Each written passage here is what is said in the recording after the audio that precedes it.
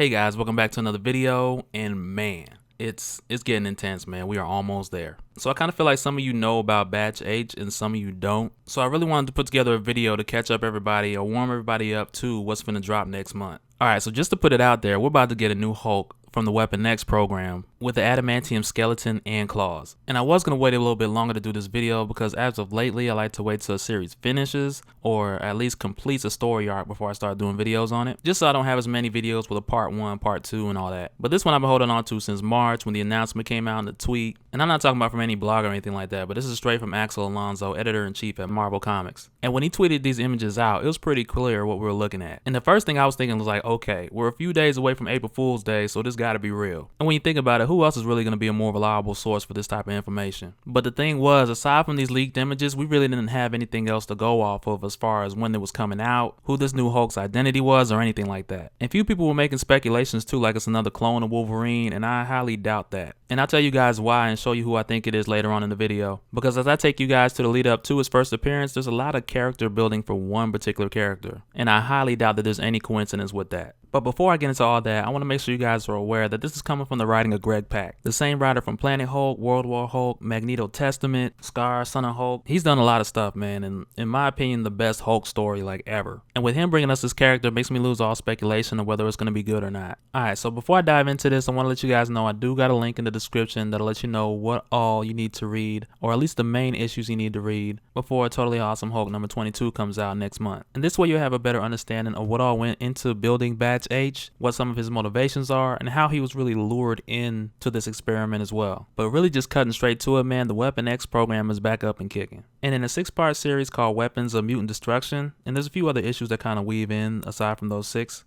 But what's been happening is Weapon X has been collecting samples for some of their most dangerous yet successful projects. And their end goal for doing this is because they want to create like a mutant slaughtering machine. And this version of Weapon X seems a bit darker than some of the older versions we looked at before. Because with the past few installments of the program starting up and getting shut down and starting up again, we see them execute procedures that were extremely painful to their subjects. Like the procedure itself will bring the subject nearly close to death. And you get plenty of that in this story, but it's like on top of that, you also have these many cases where, because the end goal is so ambitious, along the way you have so many botched cases. And Dr. Alba is really the one to blame for that. And it's really because of her ambition that a lot of things get pushed to the edge and get real ugly. But at the end of the day, she's the one who really pulled this off. And I can't help but bring up Professor Thornton because he's like the OG of Weapon X experimentations gone right. And a lot of the work that she's doing is derived from samples that came from his work. And that's really the way we get any kind of scientific breakthrough or creative breakthroughs, period. Because if you make plans to design like the fastest car in the world, you don't start over by reinventing the wheel. You collect the information of those that came before you and you build something that they could never dream of. And I feel like that type of mind state is like the gist of her character, so to speak. Like for example, she's the type to think outside of the box too. So in one of her attempts, she made sure what the subject would feel as pain transfer into anger. And this is mainly because this Hulk won't be able to shrink because of his adamantium skeleton. And it was a great idea in theory, but because this guy kept hulking out and kept getting angrier, he grew larger than his skeleton could catch up with. But if you ask her, this particular failure is not because of the science, but it's because of the subject. And the selection process was something that her and Stryker would kind of go back and forth with as well too, because Stryker, or should I say Reverend Stryker,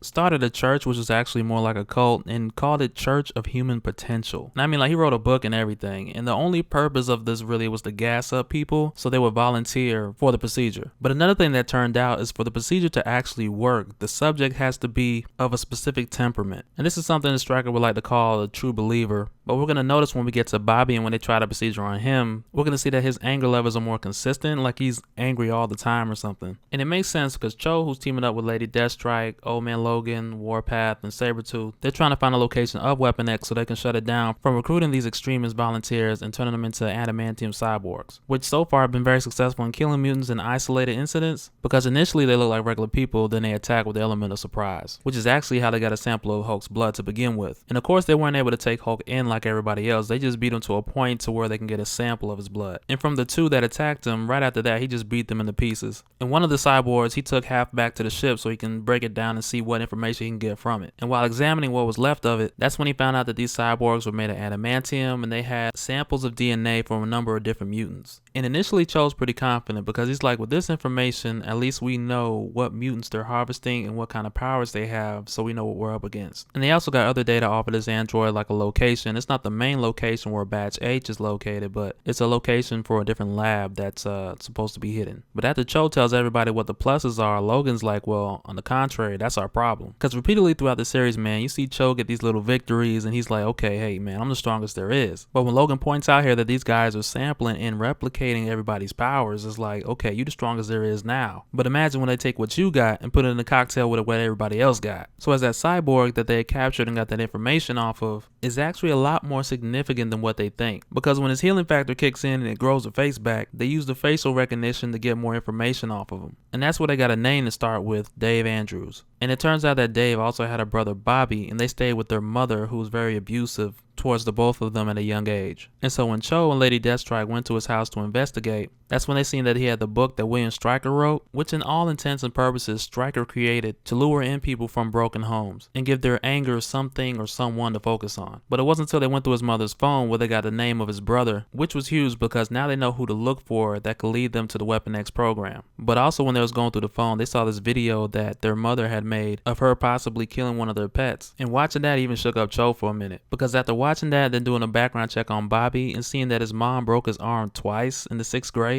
also seeing that at 19 he was arrested for public intoxication and nobody cared to bail him out. And Cho was like, yeah, dude's a jerk, but he doesn't deserve what's about to happen to him. Because Cho and Yuriko nearly stopped him from going altogether. They intercepted him at a bus stop where he was supposed to get picked up from an undisclosed person to go to the Weapon X program. And Cho approached him very casually because he was sitting on the bench reading the book that William Stryker had wrote. It caught Bobby's attention and struck up a conversation. But while talking to Bobby, Cho started to realize that, man, this dude is stuck in his ways. Like, he even showed him a hologram of his brother and said, look, these people killed your brother, cut his brains out and put it inside of a machine. And that still didn't convince him. Like, he got hostile, got in Cho's face. And Cho just transformed like, okay, look, man, look, relax. I'm the Hulk. I'm not one of these mutants that you say you hate so much. Just relax and hear what I gotta say. And Cho realizes at this point that he's not going to just change his mind. And even though he's ready to just grab him up and take him against his will, his ride pulls up and he gets away because at that same moment Cho's attacked by another cyborg. And Cho's kind of juggling him and Lady Deathstrike at the same time because Lady Deathstrike was like, look, I was just gonna kill him because they about to cook him up into a cyborg anyway, so why wait till then when we can do it now? And Cho was like, no, I still call the shots. I'm the strongest there is. We're gonna save that kid. And Dr. Alba's watching through the eyes of that cyborg like,